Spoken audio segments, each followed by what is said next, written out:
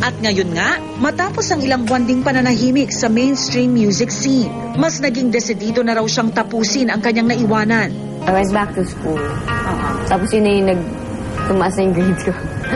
Definitely more inspired. And Inspired by what? By whom? by God. Talaga. Oo, talagang God raised my grades to life. Because all of a sudden, yun nga, may meaning na. How's your love life? I have a long-distance relationship. He's With based in- Pinoy? Or, Hindi, Amerikano siya. He's based in New York. We've been together for 2 years and 4 months. Saan mo siya nakilala? I had a performance in Independence Day sa New York. Our producer was looking for a percussionist. And then he remembered him from that church sa 9/11 when he wrote to him and then he responded. Tapos naaliw naman ako kasi pumayag siya na volunteer lang. Paano ba ang long-distance relationship? Skype. Skype, sa bagay. Hindi, Skype, tsaka syempre visit. He's also an artist. He's a painter and musician. We work together in a way. Plans of settling down in the future? Anytime soon? May gano'n na ba? Wala pa? Maybe, not anytime soon. But in the future. Piano. Musikero man ang kanyang ama, inamin ni Yael na noong una pala ay tutol ito sa kanyang pagbabanda. Pinigilan ka ba niya magbanda? At first kasi, yung dad ko torn dyan eh. Kasi nag-music din siya eh. Pero at the same time, he's an accountant. So iniisip niya, walang pera sa pagbabanda eh.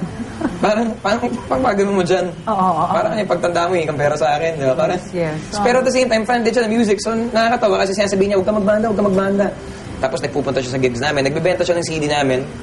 So feeling ko nga parang baka mas marami pa siyang nabentang CD Talaga? kesa sa akin eh. Ako lang ang talagang supportive kasi ganun ako eh. Maybe because of my job, no? Yung husband ko ang walang mangyayari dyan sa mga banda-banda na yan. Ganun. Eh ako, very supportive. Kailangan nila ng gitara. Sige, bili ako ng gitara, whatever. Umiiwas man si Yael na pag-usapan ng relasyon nila ng girlfriend niyang singer-actress na si Karil. Pilit pa rin naman niyang sinagot ang ilan sa aking mga tanong. Nay, kamusta? Kamusta ang love life ni Yael? Ay, okay naman. Okay naman. Happy? Happy, Do you actually talk about it on television? Not really. Mga love life. No, we don't really, not so. Oo. Like, parang just, like this vague answers, short. Usually they end, usually kama lahat ng end ng sentences ko eh. Right. Pero ngayon, puro period naman, no? Short, yes, quick. One word lang Oo, talaga. tama nga sounds. So do you actually jam together whenever you hang out? Pag kami kailangan kaming girl na magbabaking vocals, Siya na, guys. siya yung gumagawa para madali. Kasi kasama ko na siya, andun na. Tapos magaling pa. Tapos pro pa. Ang galing pa sa studio kasi medyo pitch perfect yun eh. Yes, yes. So parang,